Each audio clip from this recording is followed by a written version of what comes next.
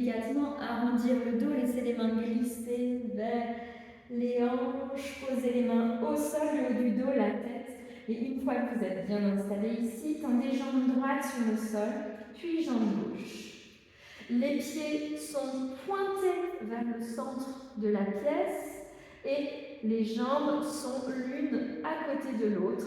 On a une certaine dureté, un engagement déjà qui se fait au niveau jambier. Le ventre, lui, n'est pas vers l'avant, mais bien rentré vers l'intérieur. Ayez cet effort de je rentre, je rentre, je rentre, je rentre, je serre encore plus. Très bien. Les mains le long du corps, le menton dans la gorge pour étirer la colonne vertébrale. On reste ici quelques instants, les épaules relâchées et détendues en direction du tapis. Nous inspirons ici sans gonfler au maximum notre cage thoracique puisqu'on veut garder serré le ventre. Et à l'expire, on souffle par la bouche. Les cuisses sont engagées, les fessiers, le périnée serré, le nombril dirigé vers l'intérieur. On ne fait pas bouger le ventre à l'inspire. Vous pouvez mettre une main sur le ventre si vous voulez. Et l'objectif, c'est de ne pas faire bouger la main pendant la respire. Donc vous inspirez, la main ne se décolle pas. Et vous expirez, on contracte et la main glisse un peu plus à l'intérieur de votre ventre. Donc je vous montre ici ce qu'il ne faut pas faire. J'inspire, ma main se soulève, j'expire. Le power arm s'est engagé, j'inspire ici, j'expire là. Ma main n'a pas bougé.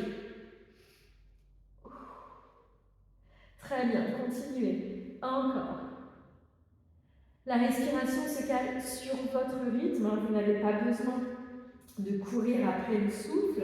Les inspirations se font naturellement, quasi automatiquement, et vos expires sont extrêmement lentes, contrôlées et fluides. Super. Très bien. Une dernière ici. Je pense que le corps est assez échauffé et que cette sensation du power arm s'est bien comprise. Si vous avez des questions, n'hésitez pas à utiliser le chat ou le micro. Ici, on ira chercher les pieds flex cette fois-ci. On pousse le talon vers le bas de son tapis comme si on voulait mettre les plantes de pied sur un mur invisible.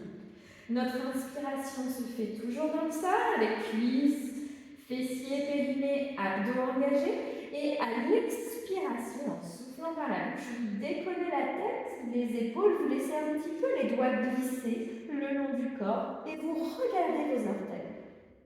À l'inspire, on rejoint le sol.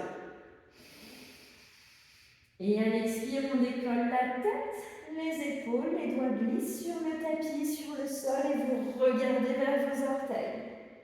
Allez, les cuisses doivent commencer à s'engager, à chauffer un peu. Inspirez vers le tapis, le ventre est rentré. Expirez, soufflez par la bouche, serrez le ventre périnée encore plus. Imaginez que vous êtes un bâton ici et que seule la tête bouge. Inspire à nouveau. Expire. Lève la tête, regarde vers tes orteils. Super.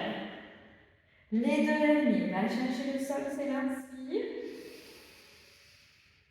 Expire, remonte. Et le dernier.